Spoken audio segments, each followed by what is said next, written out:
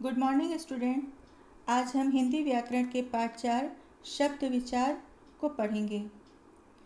विचारों का प्रकटीकरण भाषा से ही संभव है, यानी कि भाषा यदि ना हो तो हम अपने विचारों का आदान प्रदान नहीं कर सकते हैं।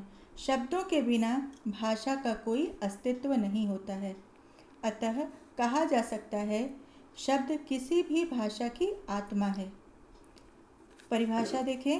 एक से अधिक वर्णों के मेल से बने सार्थक समूह को शब्द कहते हैं।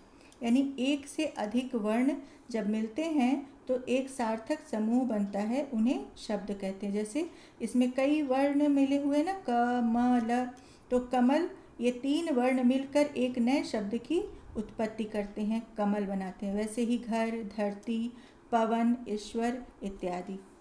शब्द के भेद। शब्दों की उत्पत्ति यानी प्रयोग के आधार पर इसके कई तरह से कई भेद किए गए। पहला, उत्पत्ति के आधार पर। उत्पत्ति के आधार पर शब्द के 4 भेद होते हैं: तत्सम, तद्भव, देशज और विदेशी। पहला, तत्सम शब्द।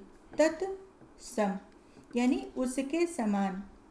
वे शब्द जो संस्कृत भाषा से हिंदी भाषा में बिना किसी बदलाव के बिल्कुल मूल रूप में प्रयोग किए जाते हैं, उन्हें तत्सम शब्द कहते हैं। जैसे मयूर, घृत, कार्य, अग्नि इत्यादि।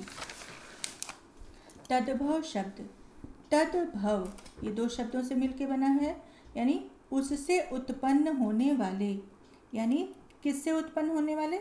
संस्कृत शब्दों से उत्पन्न होने वाले। वे शब्द जो संस्कृत भाषा से हिंदी भाषा में थोड़े बदलाव के साथ प्रयोग किए गए, वे तद्भव शब्द कहलाते हैं। जैसे आँख, मोर, घी, आग आदि। देशज शब्द यानी देश, धन, ज, देश में उत्पन्न होने वाले, देश में जन्म लेने वाले। यानी जो शब्द देश के विभिन्न प्रदेशों में प्रचलित आम बोलचाल की भाषा, हर जगह कोई कुछ शब्द कहीं बोला जाता है, कुछ शब्द कहीं बोला जा सकता है जाता है, तो उन भाषा को, वो आम बोलचाल की भाषा जब हिंदी में आ गए तो वे देशज शब्द कहलाए। जैसे खिड़की, धोती, लोटा, खाट, बाबा इत्यादि। यानी ये शब्द हर जगह नहीं बोले जाते, कहीं कुछ बोला जाता है, इसी को खाट को कहीं कुछ बोला जाता है, कहीं चारपाई बोली जाती है। तो इसी तरह कई सारे शब्द जो क्षेत्र विशेष में बोले जाते हैं। विदेशी शब्द। विदेशी यानी कि पराये देश से, दूसरे देश से जो शब्द हमारे संस्कृत भाषा में आए।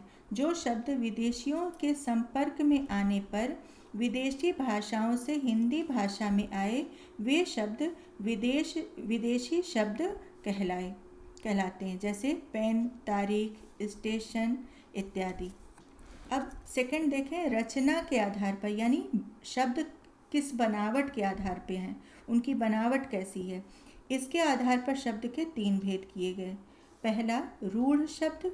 दूसरा, यौगिक शब्द। तीसरा, योग रूढ़ शब्द। रूढ़ शब्द, रूढ़ यानी मूल शब्द, मूल रूप, बिल्कुल इसमें कोई परिवर्तन नहीं। वे शब्द जो परंपरा से यानी पीढ़ी दर पीढ़ी किसी व्यक्ति, स्थान, वस्तु आदि के लिए प्रयोग होते चले आ रहे हैं, उन्हें रूढ़ शब्द कहते हैं।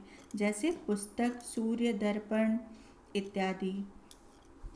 यौगिक शब्द। यौगिक यानी योग से बनने वाला, यानी 2 शब्दों को जोड़कर बनाए जाने वाले। वे शब्द जो 2 या 2 से अधिक शब्दों के योग से बनते हैं, यानी उनके जोड़ से बनते हैं, उन्हें यौगिक शब्द कहते हैं। जैसे रसोई घर, अब ये 2 शब्द से बना है, रसोई और घर, तो ये एक शब्द बन गया, इसलिए इसको यौगिक कहा गया। राष्ट्रपति यानी राष्ट्र का पति, राष्ट्र एक शब्द है, पति एक शब्द है, इन दोनों को जोड़ा गया तो एक नया शब्द बन गया। तो नए शब्द की उत्पत्ति हुई। सुपुत्र यानी अच्छा पुत्र, सुधन पुत्र, ये दोनों मिलकर एक नए शब्द का निर्माण करते हैं। योग रूढ़ शब्द। योग रूढ़ शब्द अर्थात यौगिक होते हुए भी जो एक ही शब्द में रूढ़ हो जाए, उसमें कोई परिवर्तन ना हो। वे शब्द जो यौगिक होते हैं परंतु एक विशेष अर्थ के लिए रूढ़ हो जाते हैं, यानी उस रूढ़ शब्द में कोई परिवर्तन नहीं होता, उन्हें योग रूढ़ शब्द कहते हैं। जैसे दशानन, दशानन किसी एक को ही कहा गया, किसको? रावण को, यानी दो योग हुआ, दो शब्दों का योग हुआ, एक नया अर्थ निकला, एक विशेष व्यक्ति के लिए इसका अर्थ एक विशेष व्यक्ति के लिए हुआ, यानी एक नया शब्द बना, उसे कहते हैं रावण। ठीक है। जलज यानी जल धन ज, दो शब्द से के योग से बना और कमल के लिए रूढ़ हो गया, यानी जल में जन्म लेने वाला, तो कौन है? कमल है, तो ये कमल शब्द के लिए रूढ़ हो गया। अब हम प्रयोग, शब्दों का कई तरह से प्रयोग करते हैं, कहीं किसी तरह से प्रयोग करते हैं, कहीं कुछ प्रयोग करते हैं, तो प्रयोग के आधार पर भी शब्दों को बांटा गया, विकारी शब्द और अविकारी शब्द। विकारी शब्द, विकार यानी परिवर्तन, जिसमें कोई परिवर्तन हो, किसके अनुसार?